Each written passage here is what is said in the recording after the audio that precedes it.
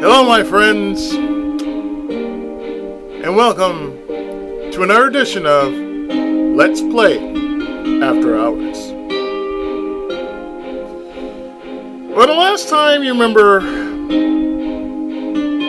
I did this series, it's about a boy who fell through a warp, a rift in time, if you will. And he found himself in the midst of various women who want to do things to him. This is the sequel to Sakura Spirit, known as Sakura Angels. Now, just like the first game, this pretty much has naughty bits to it. So I'm going to try to cut them out to the best of my ability. Or hopefully they cover themselves in some shape or form. So, like I said, I figured I might as well just do something. Well,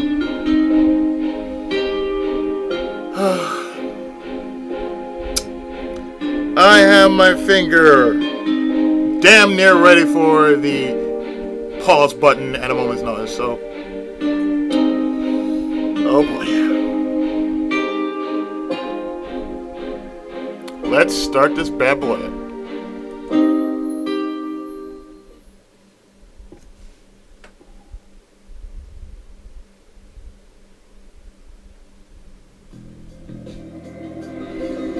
Every night, I have the same dream. Every night, I'm always brought back to this place without fail. And then every morning, I'll wake up with no memory of this place at all until the next time I fall asleep. Not a single night has went by without my consciousness being dragged into this abyss. Sounds like me. It sounds like me every time I go to sleep. Try to go to sleep these days. The realm is devoid of light, so much so that I can't even see my hand in front of my face, no matter how desperately I wave it. The concept of sound is just as absent. My steps silent, and my distressed cries swallowed by the bordering darkness as quickly as they had left my mouth. I'm in a bleak, barren wasteland of nothingness. Spending any prolonged amount of time here begins to make me doubt even my own existence. Yet, despite feeling suffocated by a striking absence of anything, I know I'm not alone. Someone is watching me, stalking me from the shadows. I can't say for sure what it is, but every once in a while I'll catch sight of something from the corner of my view. A pair of burning, bright eyes fixated purely on me. They hate me, despise me. There's an overwhelming sense of animosity radiating from whoever they belong to. I know they want nothing more than to lash out and attack me, but something is holding them back. A force they truly despise. Invisible chains that bind and restrict them from the one thing that is on their mind. At first, when I began dreaming about this place, the eyes were distant, like glimmering stars. But with each passing night, the eyes seem to inch ever closer and shine ever brighter. I think whatever force has been holding them from me is beginning to fade.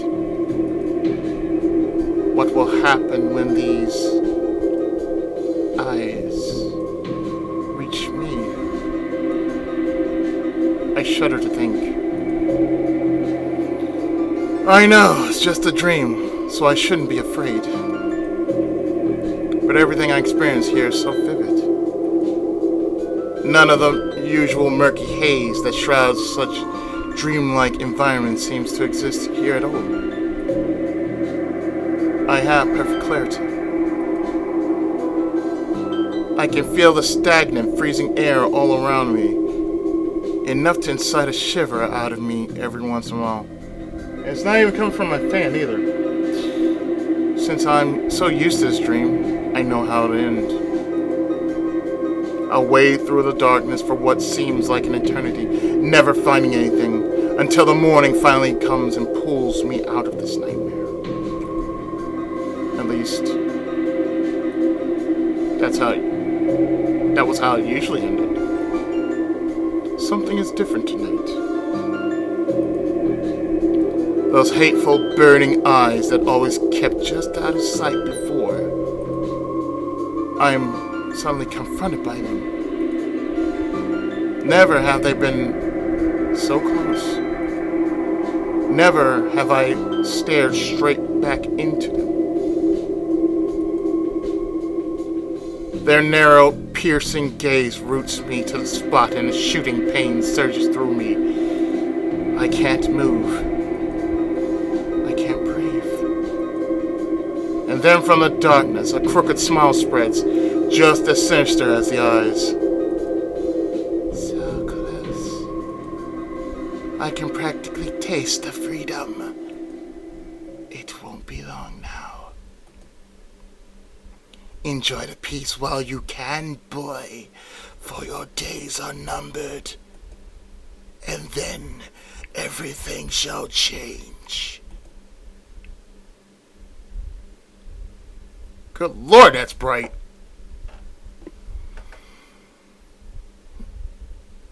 Oh, man. Oh. My head's killing me. These morning migraines are the worst. Every morning without fail, I always wake up to a sensation not unlike my skull being pounded by a jackhammer.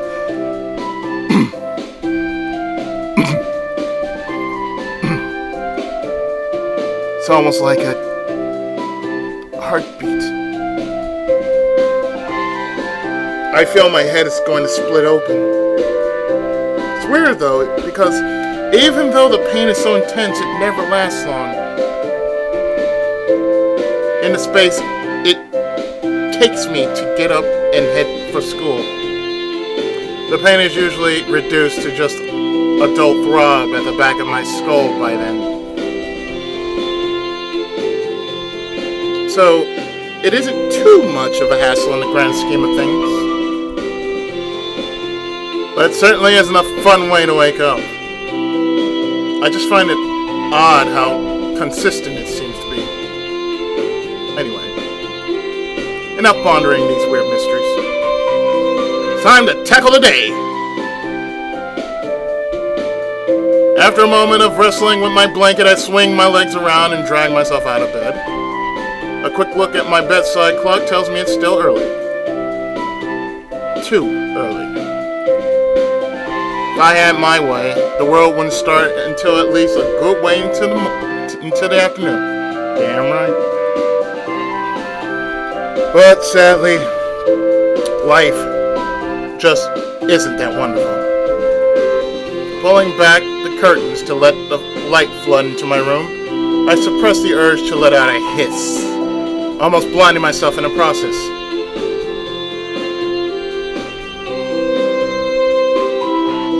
Too bright!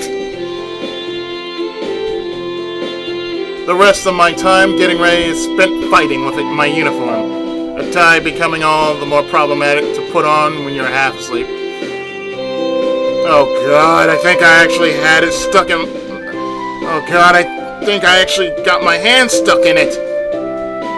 Almost choking myself to death in the most pathetic fight ever, I finished putting on the tie, the rest of my uniform complying peacefully with me. Unable to find a comb, I settled for just flattening my hair down with my hands. Blinking into the mirror, I'm left staring back at someone with messy black hair. Close enough. Somewhat dressed and somewhat ready, I stumble out of my room, my legs still not fully awake. Uneven steps carry me dangerously down the stairs, and I soon emerge into the kitchen. I'm greeted by silence. The kitchen is empty. A familiar scene for me. My parents are what you might call workaholics. Basically, they spend more time at their respective jobs than they ever do here. Wow, this is the story of my life. Almost.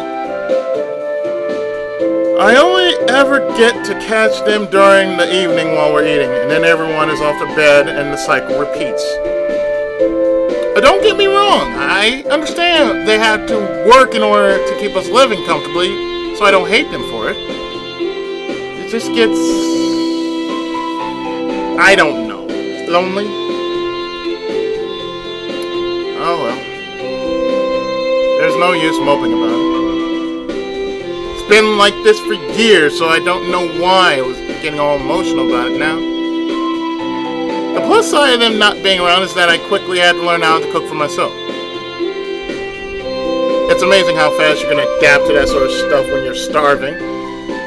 I don't think I have any time for anything fancy to eat for breakfast, so I'll just settle for toast.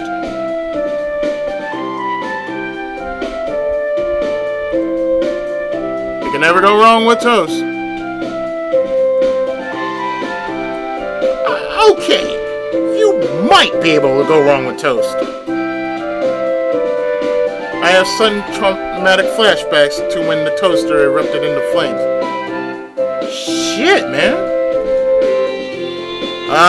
What a day that was. But I learned from my mistakes now. It won't happen a third time. Having devoured the only slightly charred toast, I sling my bag over my shoulder before starting for the front door. Yeah, it sounds like me going to work. I give the empty house one last look over before opening the front door. It's kind of depressing to have no one to say goodbye to. But, again, this has been the same for every weekday morning since forever ago. The sun is shining high in a cloudless day. Birds are chirping overhead. Waves of students are passing by, happily chatting with one another as they all make their way to school. It's all so horrible. I'm not so much of a morning person. I can't even begin to fathom how everyone can be so bright-eyed and bushy-tailed right now. I mean, it's taking all my willpower just to be able to put a foot in front of the other without just crumbling to the ground. I just have to hope the breakfast kicks in and gives me the energy I need before I'm forced to literally drag myself through the school gates.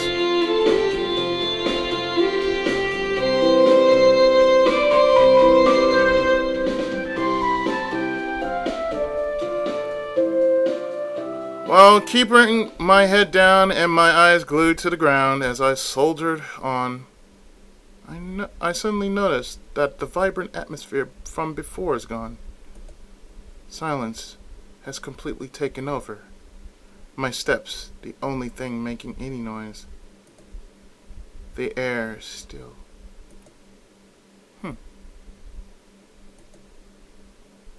That's a bit strange. Bringing my head up, I'm met with an unsettling sight, in which my finger is ready to pause at a moment's notice. The street is deserted.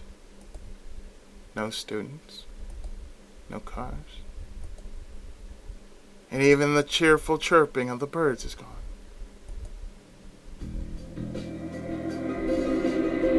What? I hurry on forward, hoping to at least run into somebody.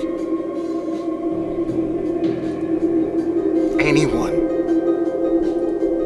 Even the sun's once golden rays seem muted. The world tinged into dreary tones. But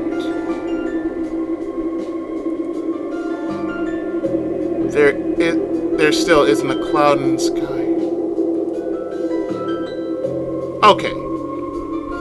This is definitely starting to freak me out. I just need to...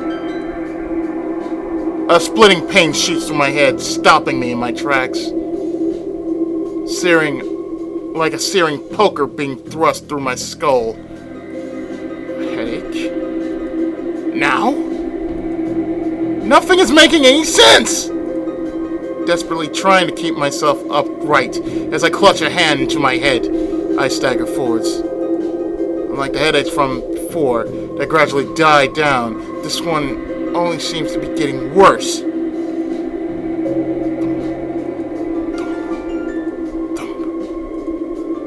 It won't stop at all. I'm brought to my knees. I can hardly even think straight, my head threatening to explode at any moment. Good Lord, man. And then, through gritted teeth and a pained expression, I see it. Something that shouldn't exist. It clearly does, as confirmed by my own terrified eyes. A monster. That's the only word that can come to my scrambled mind. A hulking, grotesque mask of flesh with gnarled fangs and red slitted eyes seething with hate. The closest thing I can relate it to would be a dog, but no dog I know of. It is 3 times the size of me. Its form practically eclipsing the sun.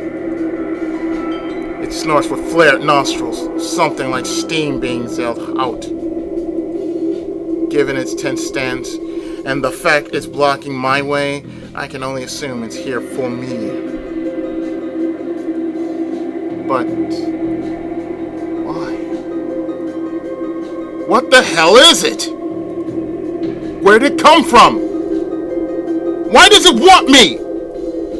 1,000,001 questions race through my head, but I doubt it's going to get any answers from this thing. There's only one thing I can do when presented with such odds, and that is to...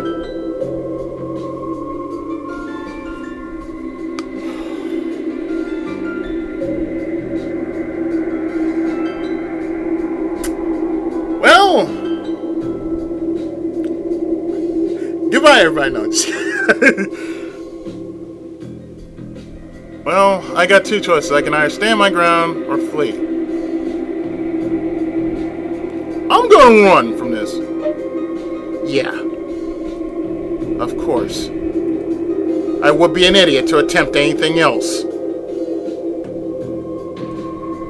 When confronted with something that defies everything I know about nature and has a look that says, I'm going to eat you, it's basic human instinct to want to run. Not giving the beast any more of my time, I spin on my heel and hurl myself in the opposite direction. Any fatigue I might have felt earlier is magically gone as I pump my legs frantically. It's amazing what fear can do to pep up your senses. I run as fast as I can, but in my haste, I twist my foot at a bad angle, crumpling into a heap on the ground. Ignoring the nasty scrapes across my knees, I desperately try to heave myself up off the ground, but it's useless. I'm a complete wreck. I can hear the beast rampaging just behind me, having given chase. The fear of impending death is making my limbs useless, my scattered mind unable to give them any clear commands. The only thing I can do is turn my head around to meet my incoming demise. The beast stomping so hard across the ground that cracks spread out from each step. It's over. Right before the beast can connect with me and bring my life to a grisly end, a dazzling, radiant light floods my vision, engulfing both me and the monster.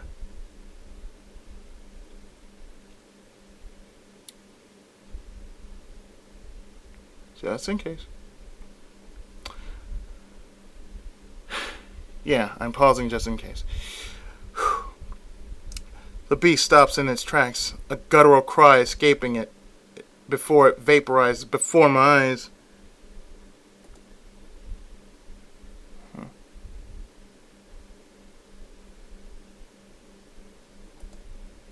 What?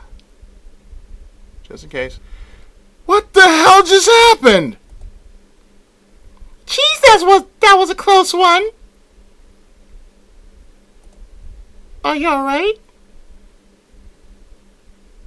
Saving.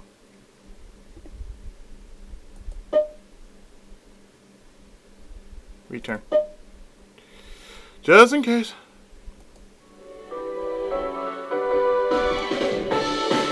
A cheerful voice chirps. A welcome sound after the terrors of that thing. Don't talk to him. We had to leave before. Yes, excuse me if I'm pausing a bit, but... And then there's another voice that's less cheerful. In fact, they sound more angry than anything.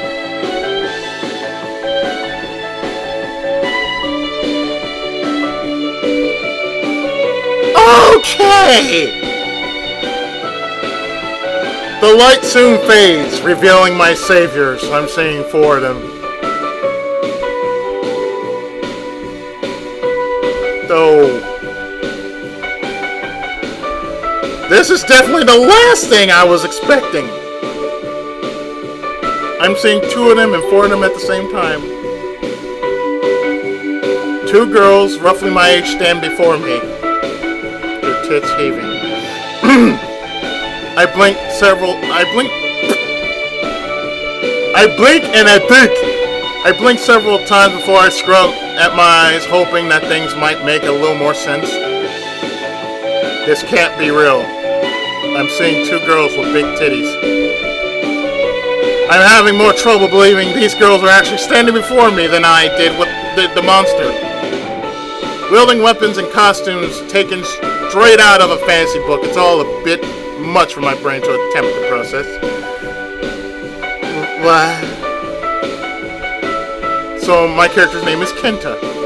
What the heck was that? Shadow? The more cheerful of the two simply says that to me. Her stance relaxing some. Huh?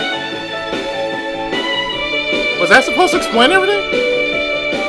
I glanced down at my feet where my own shadow stretches, but the girl bursts into a giggle. Not your own shadow, silly. That thing we took care of, which you're welcome for, by the way, is what we call shadow. The physical manifestation of all the hatred and negative emotions that might lurk in one's heart. Normally, they're not so aggressive during the day, though.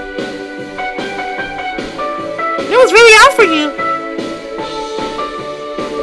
We're usually pretty good at nabbing them before they get to you, but this one completely took us by surprise. I'm happy we got here in time. You're not hurt, are you? No, I'm fine, but... As if things weren't bad enough that we had to reveal ourselves to him. Now you're just casually blabbing away that no normal person should have a right to know. Have you lost your mind? I'm cut short by the more aggressive looking of the pair, whose expression had grown darker and darker as the cheerful one had spoken. Looking like she's unable to take it anymore, she exploded, causing both of us to jump. Oh, but you look so confused. And now you just seen one of the shadows firsthand. Don't you think it's just a little Too late for us to quietly slip back into the shadows.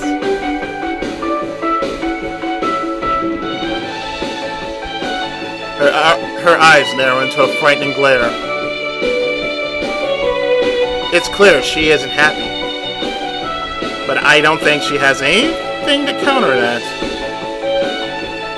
See? You worry too much.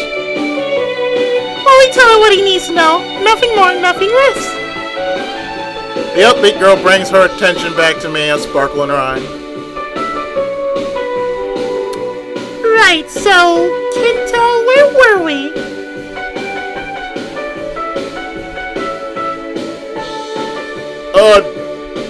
We were...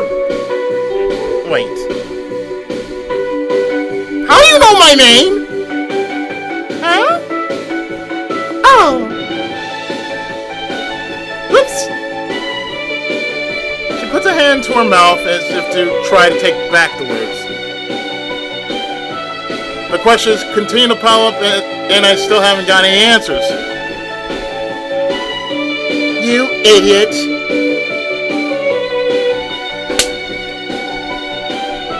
The serious one wraps her fist against the other's head, who sticks her tongue out in sort of my bad kind of way. So you guys know me. I never seen them in my life. And given how they look, I definitely think I would have remembered them. Yeah, the red hair guy's got a bit of a camel toe there.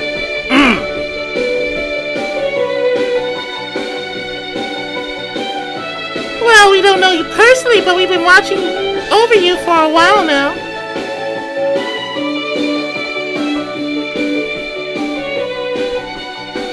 You've become quite the point of interest recently, you know. Me?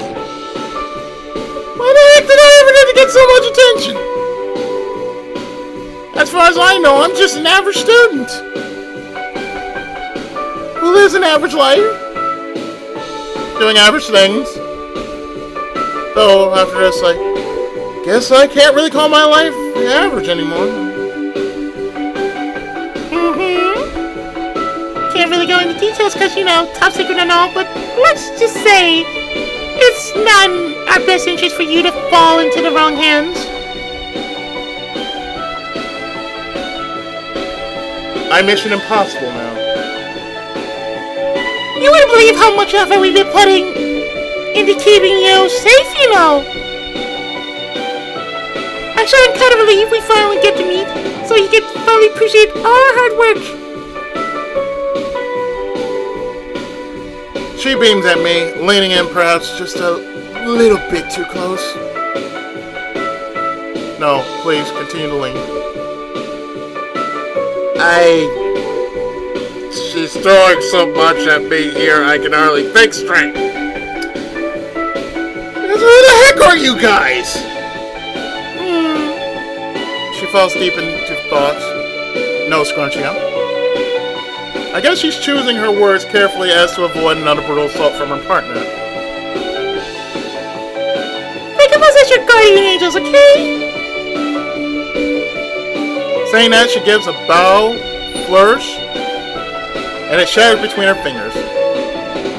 Moments later, the shattered pieces of her bow begin to gather behind her, the shards piecing back rapidly until they form a pair of wings on her back. The wings, while not strictly attached to her, at least seem to function as they sway in the breeze and give off a glimmer every now and again. Wait, are they literally angels?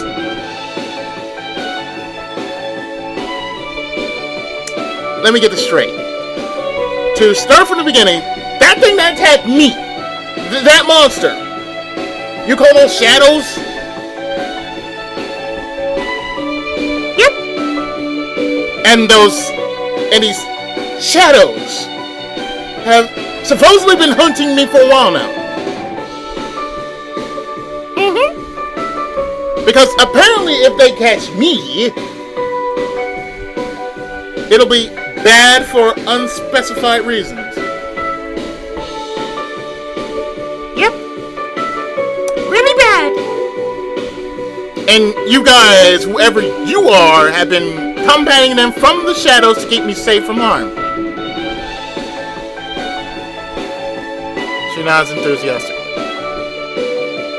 Looks like I've just about got a grip on what this whole thing is, even if it was a little sparse on details. Knowing all this, it brings me back to the conclusion that I have no choice but to believe them. As crazy as it sounds, I can't really deny the evidence before me. That monster was definitely real, and I have no reason to doubt these girls who destroyed that thing right before my eyes. Okay, so what happens now? Well, now that shadows have gotten more aggressive, I really don't think we can go back to our old job of watching you from afar. We were lucky to just barely catch the thing just now, after all.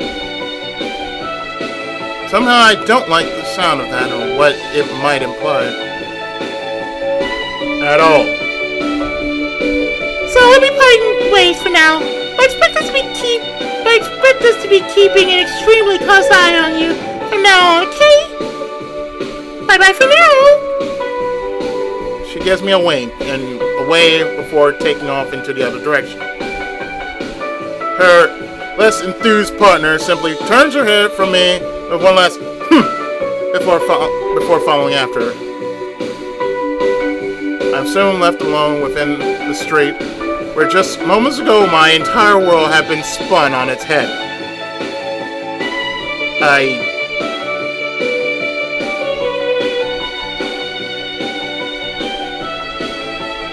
Did all that just happen? Oh, jeez. All this will have to wait for later, though. Right now, I have to focus on the bigger issue, being late for school. I break into a sprint as I try to make up for lost time, all the while that I'll never run into those two again. Somehow, I just about barely make it to class. It's a photo finish through the door! Right as the bell rang, but I made it!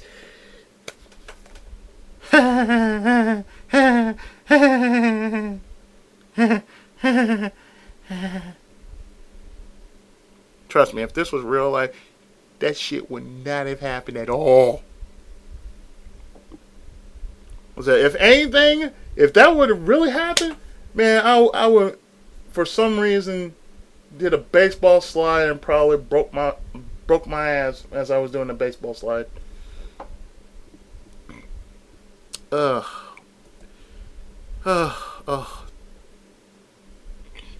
Let's save.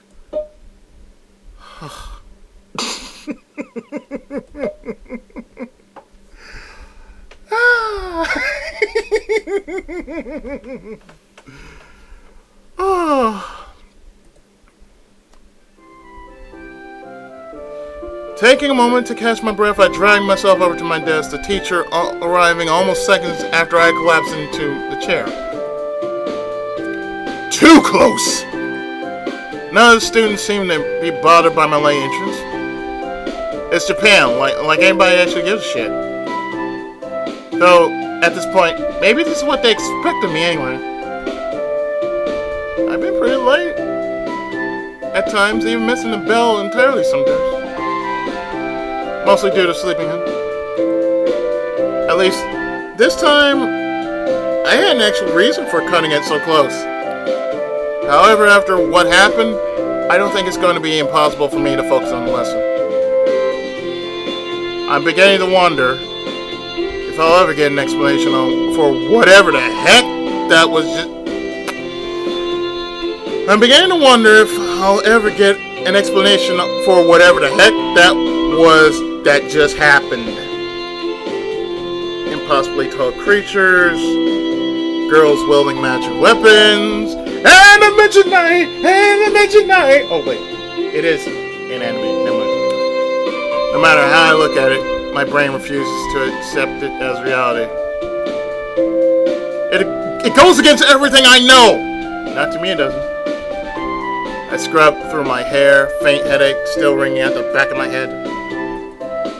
Being lucky enough to have a seat situated by the window, I let my gaze wander out, my eyes vacant as I stare into the clear blue sky. The teacher is doing his usual morning speech, no doubt talking about the upcoming events for our school, but his words are just a dull mumble in my ears, my mind miles away. Those girls knew me by name. And no matter how far I delve back through my memories, it's clear I've never seen them in my life. At least I don't think I've seen them before. I think hard. Maybe too hard. To the point my eyes begin to strain. Nope. Nothing. I can't recall a single thing that might shed light on this. Defeated for now, I tune back into the classroom while still keeping my sights set on the sky. The teacher's voice becoming clear once more. Now, I know it's a bit sudden, but as of today, we have 2 transfer students that will be joining our class. Transfer students? At this time of year? It's a bit late to be joining, don't you think? Even the teacher sounds confused as he announced them. And not just 1, but 2? Why do I get the feeling something off about this? Almost as if it's tied into what happened earlier. No. It couldn't be. I'd like you all to make them feel welcome as they transition in. What did you say your names were? I'm Sayaka. It's nice to meet you all. Is your last name Yui? Just curious. I hope we can all get along. That. I bolted upright in my seat, my head snapping towards the front of the classroom. That upbeat voice.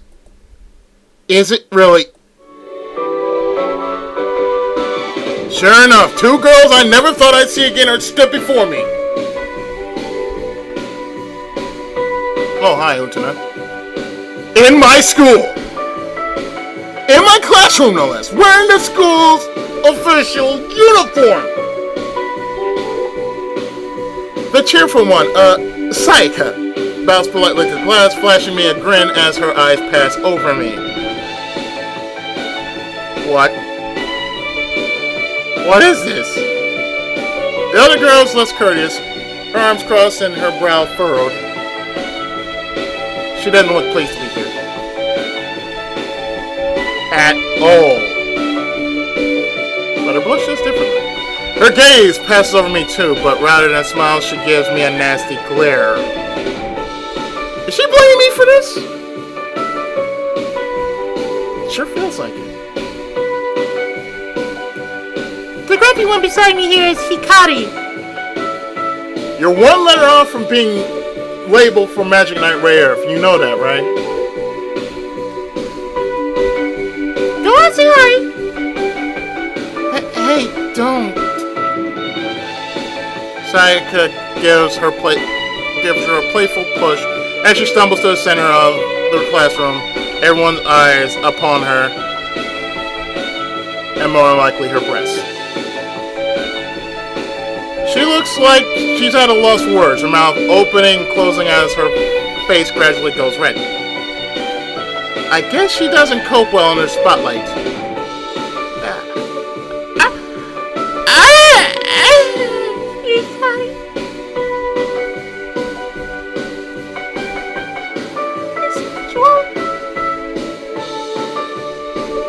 She trails off into a murmur before spinning on her heel and storming her way back to Sayaka, practically hiding behind her. See, that was so hard, was it? Hikari simmers with silent rage, her hands balled into tight fists, practically shaking. I'm sure if she wasn't in a classroom full of people, things might have gotten violent here. With their introductions over, the teacher motions for them to take their seats. Wait a second. I only just realized where the only spare seats in the classroom are. One of them is right behind me with a window view too, and the other is to my right.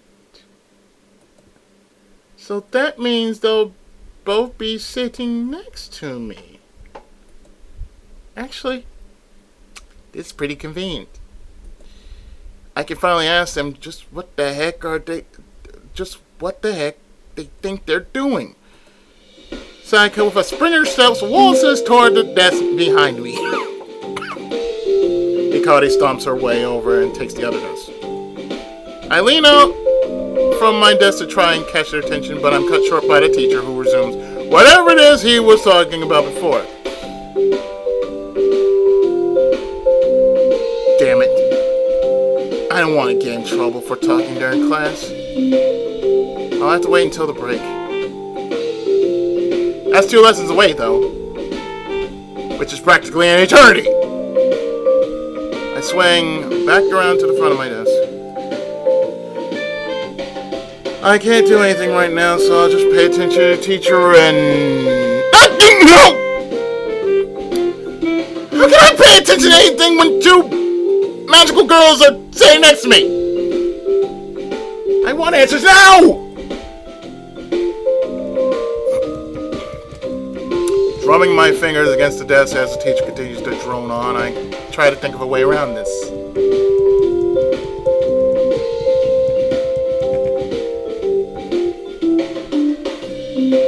It's better I don't speak during class, though. Ah! Of course, it's so obvious! I dig into my school bag and pull out my notebook and pencil. I'll just pass them a note. Simple and silent. It's a bit immature means of communicating, I'll admit, but I'm desperate here. I scribbled on my message, "What are you guys doing here?" I may as well get straight to the point.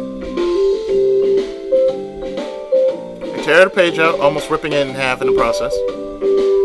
Only one question is left. Who do I give the note to? I just want to know. Here. You give me answers, damn it.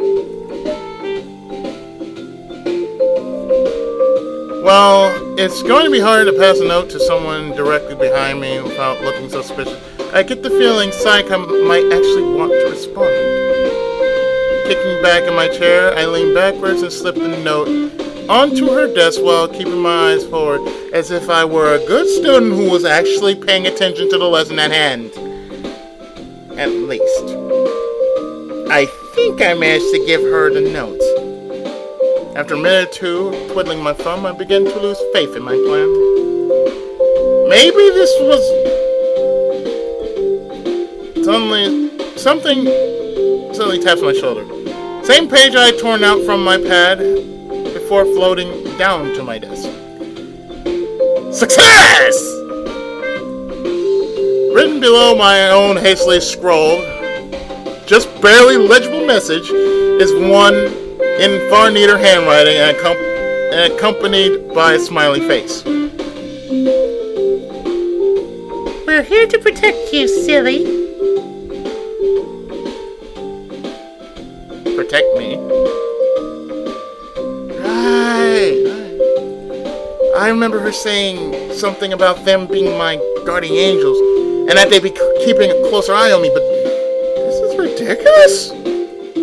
I scribbled down my reply, writing so fast I had to cross out a word several times before I finally get it right. I do that too whenever I'm writing my novels. And I just basically do like, oh fuck it, here. Okay, I get that part, but do you really need to be this close? How did you guys even manage to get enrolled? Did you forget how close you were to being chomped on this morning. We're not gonna let that happen again. And as far as how we got in, well, let's just say we can be very persuasive. I bet you can be. Who actually writes whatever. At least she gave me an answer. Somewhat. And now that I think about it, the teacher did look a little confused as he introduced them. I'm guessing they wormed their way into here with whatever magic powers they have. That's a bit scary, actually. Magic. Maho! I use that word so casually. Maho! Am I just accepting its existence now? I do. Maho! I guess, given the evidence, it's a bit hard not to, but I'm still going to remain skeptical. The first lesson of the day goes on at an agonizingly slow pace. I can't focus on a thing no matter how hard I try. After what seems like an eternity, the bell finally rings announcing the end of the lesson. There's still another lesson to go before break time, though. This makes it impassable to talk... impassable? There's still another lesson to go before break time. I am definitely tired. Let me get to this. There's still another lesson to go before break time, though. This makes it impossible to talk with the girls, especially since the next lesson is PE, where the boys and girls are separated.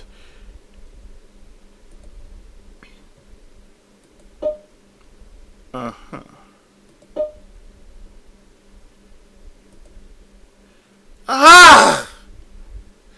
Why is life so complicated? Actually, let me just save that again. I know, I'm doing many saves. For many reasons. So what exactly is going to happen to my character Kenta? He ran into a monster. He's having one of them days. And he runs into 2 guardian angels who somewhat vaporized the living shit out of that monster. And what the hell's going to happen to him afterwards? Find out next time in the second story of the Sakura series, Sakura Angels, when Let's Play After Hours. Sakura Angels returns right after this.